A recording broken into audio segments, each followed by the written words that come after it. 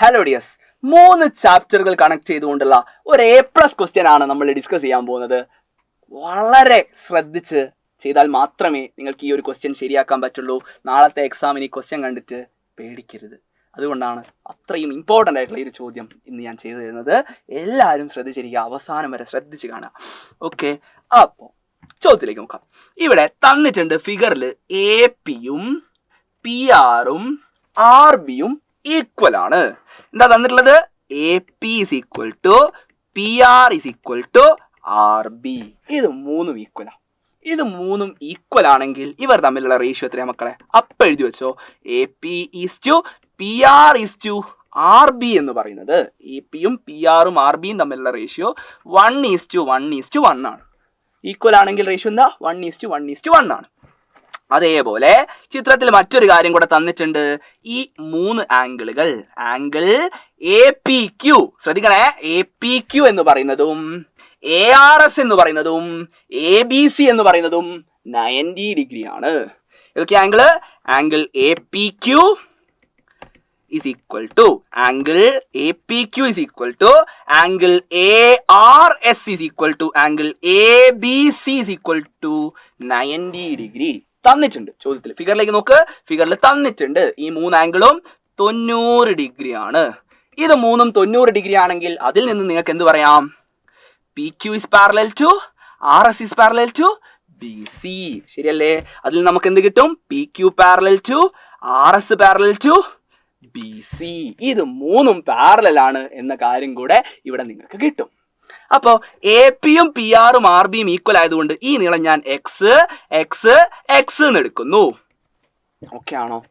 അതേപോലെ ഇത് പാരലൽ ആണെങ്കിൽ നമുക്ക് എന്ത് പറയാം? AQ എന്ന് പറയുന്നതും QS എന്ന് പറയുന്നതും SC എന്ന് പറയുന്നതും ഈക്വൽ ആയിരിക്കും.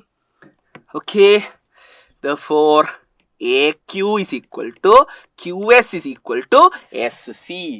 നമ്മൾ പഠിച്ചിട്ടുണ്ട് പാരലൽ ലൈൻസിൽ, ശരിയല്ലേ? നമ്മൾ പാരലൽ ലൈൻസിൽ പഠിച്ചിട്ടുണ്ട്.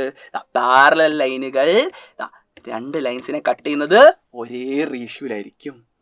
2 അതിൽ കൂടുതലോ പാരലൽ ലൈൻസ് 2 ലൈൻസിനെ കട്ട് ചെയ്യുക ഒരേ റേഷ്യോയിലായിരിക്കും എന്ന് നമ്മൾ പഠിച്ചിട്ടുണ്ട്. സോ AP-യും PR-ഉം RB-യും ഈക്വൽ ആയതുകൊണ്ട് AQ-യും QS-ഉം SC-യും ഈക്വൽ ആണ്. ആ നീളം ഞാൻ y എന്ന് എടുക്കുന്നു. AQy QSy SCy. ഓക്കെ, ഈ നീളം Y ആണെന്ന് ഞാൻ എടുക്കുന്നു, ഈ നീളം X ആണെന്ന് ഞാൻ എടുക്കുന്നു. അതിൽ ആർക്കും സംശയമില്ലല്ലോ. അപ്പോൾ നമ്മൾ നോക്കാൻ പോവാണെങ്കിൽ നമ്മളോടുള്ള ആദ്യത്തെ ചോദ്യം എന്താ? AQ ഈസ് ടു, ചോദിച്ചത് എന്താ? AQ is to AS is to AC. ഇതല്ലേ ചോദിച്ചിട്ടുള്ളത്? വളരെ സിമ്പിൾ. AQ എന്ന് പറയുന്നത് നീളം Y ആണെന്ന് നമ്മൾ എടുത്തിട്ടുണ്ട്.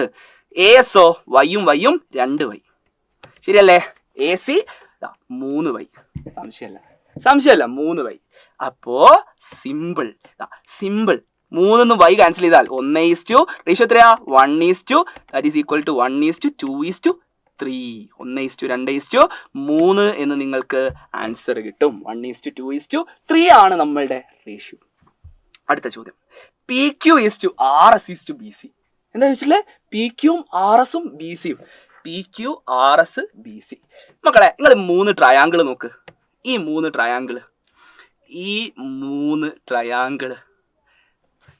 ഓക്കെ, ആംഗിൾ A നമുക്ക് X ആണെന്ന് എടുക്കാം.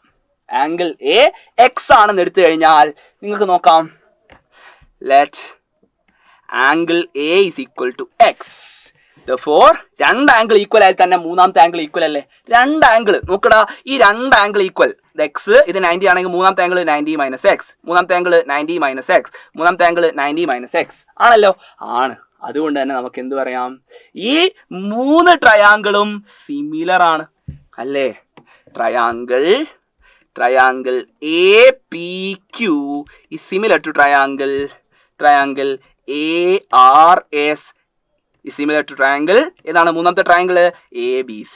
ഈ 3 ട്രയാങ്കിളും സിമിലർ ആണ്. ഓക്കെ, 3 ട്രയാങ്കിളും സിമിലർ ആണ്. അതുകൊണ്ട് തന്നെ ആ ട്രയാങ്കിളിന്റെ സൈഡല്ലേ AQ AS AC സൈഡ് ആയിട്ടുള്ള പോലെ തന്നെ PQ RS BC. Okay, PQ is to RS is to BC എന്ന് പറയുന്നത് എത്രയാണ് നോക്കുക? Ratio same, 1:2:3. എത്രയാണ്? 1:2:3. റേഷ്യോയിൽ മാറ്റമുണ്ടോ? ഇല്ല, റേഷ്യോ സെയിം ആണ്. നമ്മൾ പഠിച്ചിട്ടുള്ള കാര്യമാണ്. ട്രയാങ്കിൾ സിമിലർ ആയി കഴിഞ്ഞാൽ ട്രയാങ്കിളുടെ സൈഡ്സ് തമ്മിലുള്ള റേഷ്യോ സെയിം ആണ്. ഓക്കെ, നോക്കടാ, ഫിഗറിൽ നോക്ക്. ഇത് ഞാൻ ഡീറ്റെയിൽ ആയിട്ട് എഴുതിയിട്ടില്ല. ഓക്കെ, വീണ്ടും എനിക്ക് എഴുതാം. എങ്ങനെ? ഇപ്പോൾ angle A P Q is equal to angle A R S is equal to angle A B C is equal to x. അതേപോലെ ഈ ആംഗിൾ എത്രയായിരിക്കും? 90 മൈനസ് എക്സ്. സംശയമുണ്ടോ? ഒന്ന് 90യും ഒന്ന് എക്സും ആണെങ്കിൽ മൂന്നാമത്തെ ആംഗിൾ എത്രയാ? 90 മൈനസ് എക്സ്. അതുകൊണ്ട് 3 ആംഗിൾ ഈക്വൽ ആയതുകൊണ്ട് സിമിലർ അല്ലേ? ഇനി അടുത്ത ചോദ്യം എന്താ? How many times the sides of triangle A P Q ഈ സൈഡ് എക്സ്, ഈ side y, is triangle A B C. നോക്കടാ, A B C, A P എക്സും നോക്കണേ, എ പി എക്സ് ആണ്, എ ബി 3x ആണ് അല്ലേ? അതുപോലെ എ ക്യു വൈ ആണെങ്കിൽ എ സി എത്രയാ? 3y. ഡൗട്ട് ഉണ്ടോ? ഇല്ലല്ലോ. അപ്പോ 3 ടൈംസ് 3 ടൈംസ് ആണ്. സോ റേഷ്യോ സെയിം ആണ്. റേഷ്യോ എന്താ? 1:3. സോ കോൺസ്റ്റന്റ് ഓഫ് പ്രൊപ്പോർഷണാലിറ്റി എന്ന് പറയുന്നത് എത്രയാ? 3.